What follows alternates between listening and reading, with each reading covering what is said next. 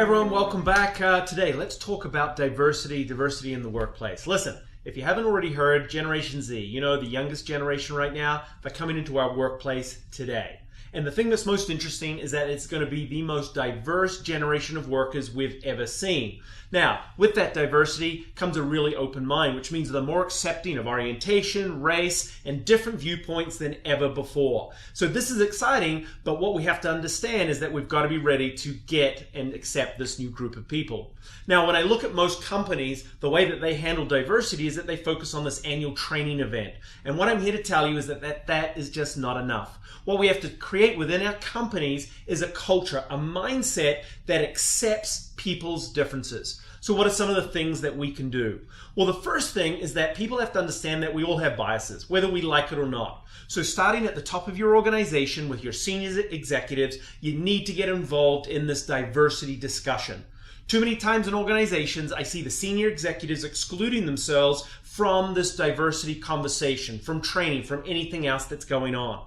My first thing is that as managers, you need to be humble, you need to remove the ego, and tell your people that you are biased. Everybody has it. The research suggests it. So by accepting and admitting that we all have biases is a great first step in creating the type of culture that you're looking for. Now, to have a diverse organization, you need to look at your hiring practices. One of the important things is that research now suggests that a more diverse organizational team actually leads to better results and better decision making. So that's a good thing. Now, in terms of your hiring practices, ask yourself, are you selecting from a wide group of people? I've talked about this before. Too often, managers and organizations are focused on technical experience. They're addicted to people that have already done it before, and as a result, they exclude a lot of people that have the right personality and disposition to be successful in your company. So, cast the net wider. Don't make such a big deal about having technical experience. The next thing you've got to look for is that many times when you leave it up to just one manager selecting new people, there's going to be that natural bias that creeps in. So think about panel interviewing as a great way to help overcome some of those natural kind of prejudices that everyone might have. Now, when it comes to actually your workers on a day-to-day basis and this annual training lecture that I've talked about, you got to shift it. What's more important than receiving a lecture about diversity is starting to have a conversation about diversity.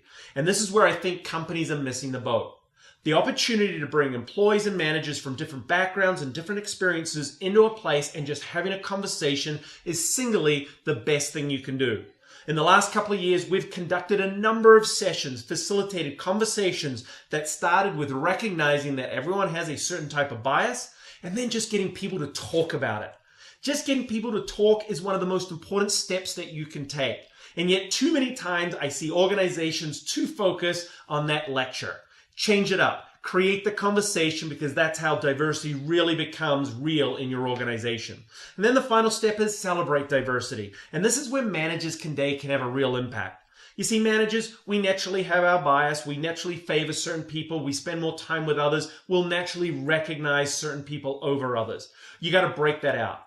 Our people want your respect. And the thing that they want to see and they want you to know is they want you to see them when they're at their best. So get out, work alongside your staff, work alongside those people that you may not spend a lot of time with. Spend time, talk about them, recognize their strengths, talents, their effort, and all the great things that they do each and every day. You see, this is where we can start to create a better, diverse workplace today. And managers, I challenge you this week to get out and have those type of conversations. Recognize and respect all the great things in other people, and immediately you'll start to have the type of workplace that really does celebrate and respect variety. Good luck this week. Thanks for listening in, and I look forward to talking to you again. Cheers.